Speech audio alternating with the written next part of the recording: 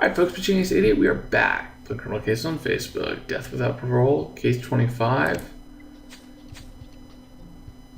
And we have found out that a prisoner escaped at Stonewall Prison. Colin James has taken advantage of the commotion surrounding this murder and escaped. Colin James, he's the one who murdered that Irish immigrant, Harriet Patrick. We arrested Colin in New Haven. Well, he's on the loose again. He was last seen running towards Bull Mine. The inmates often work there on a chain gang, and it's a good place to hide. You better come with us to the gold mine, Rose. We must hurry to catch Colin James, Ace. Yep.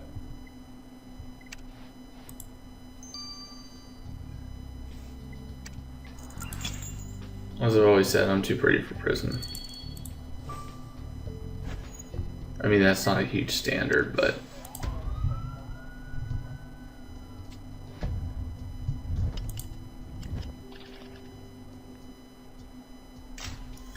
Alright, so we have saddlebag, obviously.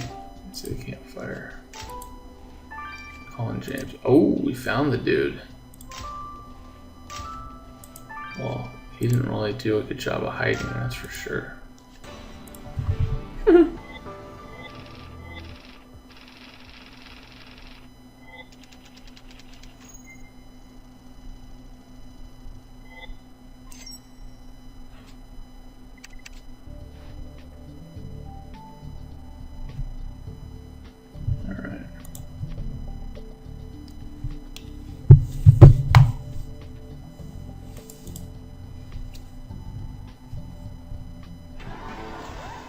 Colin James, come out with your hands up. We're taking you back to prison and we don't want any trouble.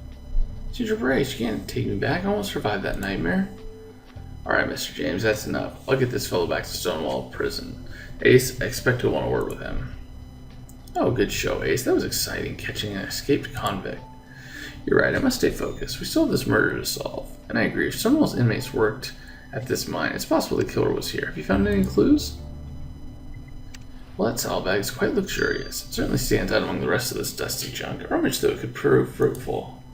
And do you think there's treasure in that wooden chest, Ace? We're at a gold mine, after all. Let's open up that lock and see. Oh yeah, baby. Oh yeah, baby. Hey, my lady.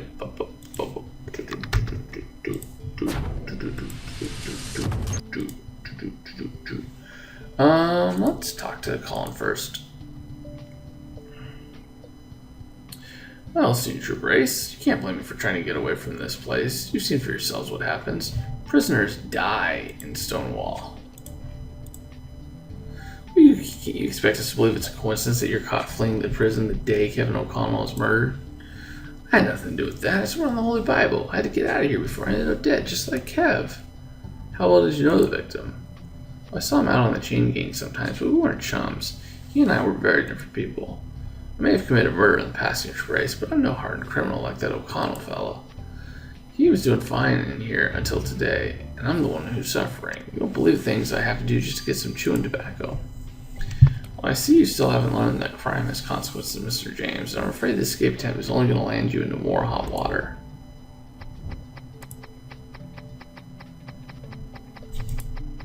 Yeah, well, I mean, to him it was his only choice.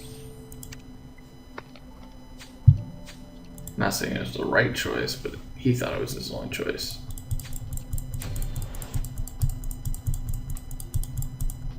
Hey, hello, where's... Jeez. What is... Whoa.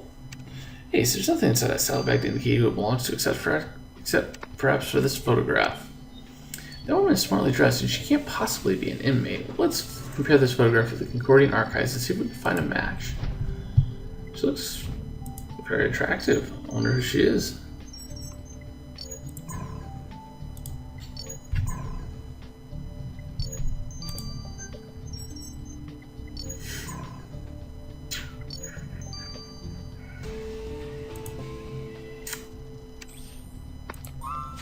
That's not right.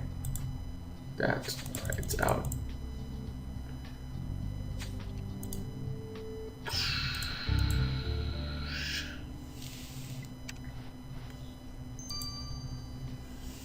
What's this bloodstained metal bar doing in a chest of gold, Ace? They said the victim was bashed with one object. Perhaps this is it.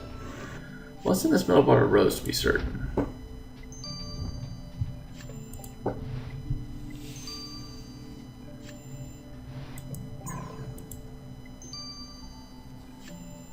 Oh, you guys think it's Catherine Wolf? No. No, this isn't Catherine Wolf.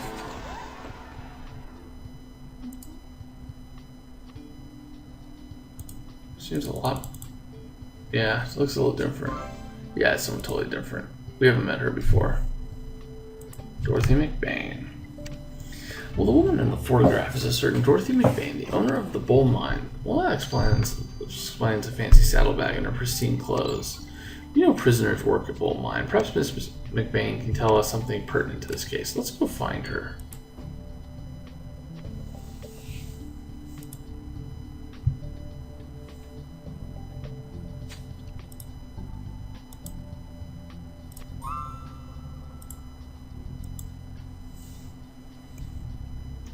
Oh, marvelous. You must be the help. Where's my cranberry cocktail? It's sweltering today, I do declare.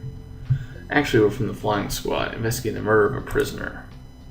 Wait, and you expect that I would know something about it? Such sordid details have nothing to do with me. Well, we do understand the prisoner's work at your mine. My family has run Bull Mine for generations, and one has to be pragmatic. Prisoners work hard, and the labor is inexpensive. I certainly have nothing to do with them, and if one of those criminals ended up murdered, well, you reap what you sow, saith the good book. Well, your compassion is touching, Miss McBain. We shall leave you to your cranberry cocktail, but we may need to speak with you again.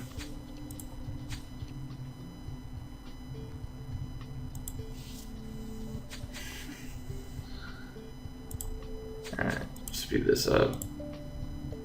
Oh, I enjoyed accompanying you in the field days. We should do that more often. Anyway, about that metal bar. By looking from the blood type matches your victim, the bar is consistent with the bruises on the body. So this metal bar is our murder weapon. Yes, the blood spatter on the bar also reveals a valuable clue about the killer. You see, I've recently started researching such patterns and how they can be used to reconstruct crimes. During a murder, blood either splashes or splatters or drips, or... Yeah, we get the picture. Of course, in this case, the blood splatters on the metal bar are primarily on the left side, meaning the killer struck the victim using their right hand. Ah, so Kevin O'Connell's killer is right-handed. With clues like these, it won't be long before you catch them red-handed, Ace. Now that we have the murder weapon, let's return to the scene of the crime to scour for more clues.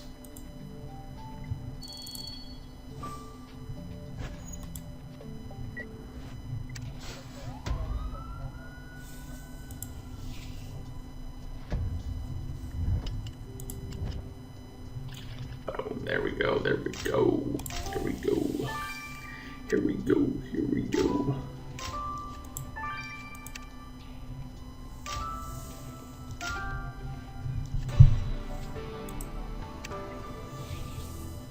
Yep, I'm not the killer, I'm left-handed.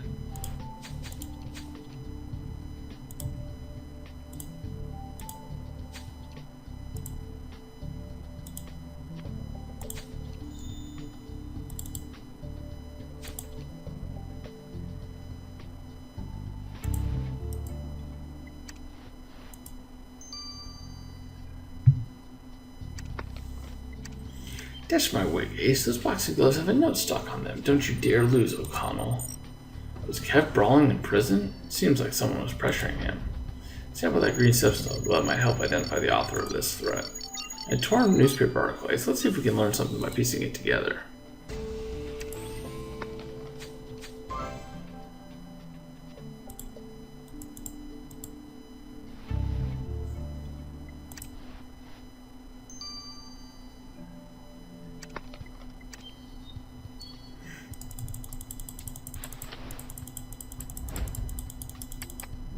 Nice. Went through that pretty quickly. Let's put that group substance you collected from O'Connell's boxing gloves on the microscope, Ace. I'm anxious to find out who wrote that threatening message.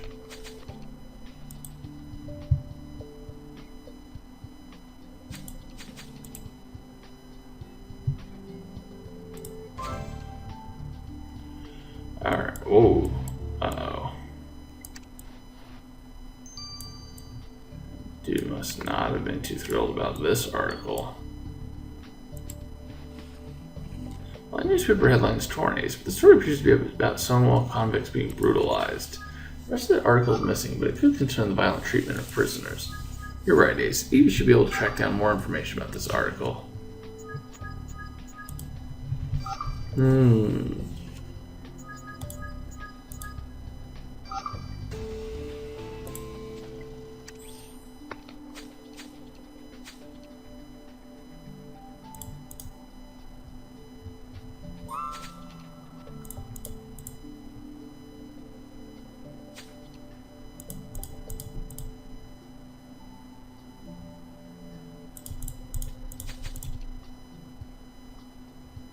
Nice. Ooh, that green sustenance from Kev O'Connell's box gloves contain garlic, pine nuts, and basil leaves, which are common ingredients in pesto. Ace, isn't pesto an Italian garnishing sauce? We have certain such delicacies are not on Stonewall prisoner menu, but we haven't met someone who would be inclined to eat pesto. Cosimo Silvestri. So who must have left that threatening message on the victim's boxing gloves? Mr. Silvestri will need to explain this.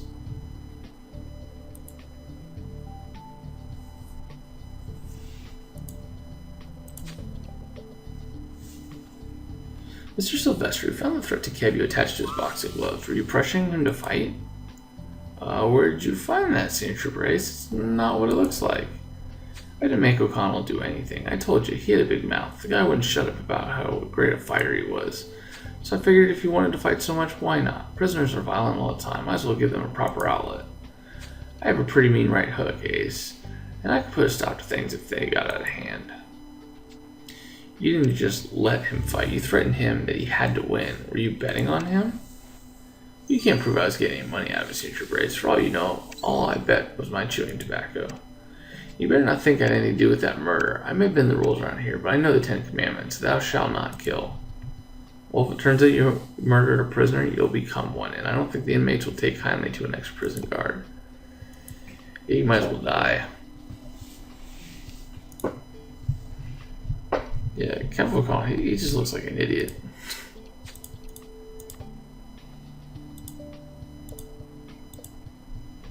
Ace, did you know that the cattle population of Coyote Gorge outweighs the human population more than 4 to 1? No, but how do you know that, Evie? It's all in the Chronicle of the East. It's a fascinating publication full of all sorts of wild Eastern facts, and where your headline about a beaten-up convict comes from. Found an original copy of the issue, and the full headline says, Stonewall convict brutally beaten by Catastrophe Joan. The story explains how Catastrophe Joan brought an outlaw into the prison, brutally bashed and barely able to walk. Well, we knew that the bounty was trigger happy, but this is crossing the line. We've given our victim was bashed to death. We should have another discussion with Catastrophe Joan. I agree.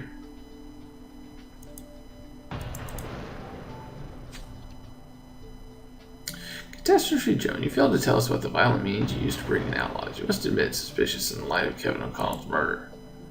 Oh, don't get yourself all in a twist, Senior Trooper. So I beat up a convict. What of it? That convict looked at me funny. He was eyeing up my chewing tobacco. He had it coming. And if Kevin O'Connell looked at you funny, would you have done the same thing? I don't have to explain myself to you. Up there flying around in your airship all day, Senior Trooper, while I'm down here dealing with these lowlives. People like O'Connell are hardened criminals. Sometimes the only language they understand is violence. Well, listen to our language, Joan. If you had anything to do with O'Connell's murder, the only catastrophe you'll have to worry about is a prison sentence. Situation at Stonewall Prison becoming worrisome, Ace. Kev O'Connell's murder may just be the beginning.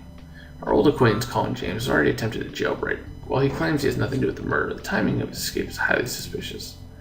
An Italian prisoner guard, Cosimo Silvestri, was abusing his position by organizing prison brawls.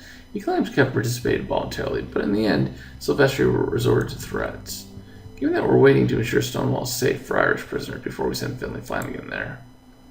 Ace, Warden Shankshaw has summoned you back to the prison. Oh, what is it now? Another escape? No, Stonewall inmates have started a riot. Oh, brother. Alright, guys, well, we'll have to stop the riot. We'll do it in the next chapter. It's been Pitching Against Idiot.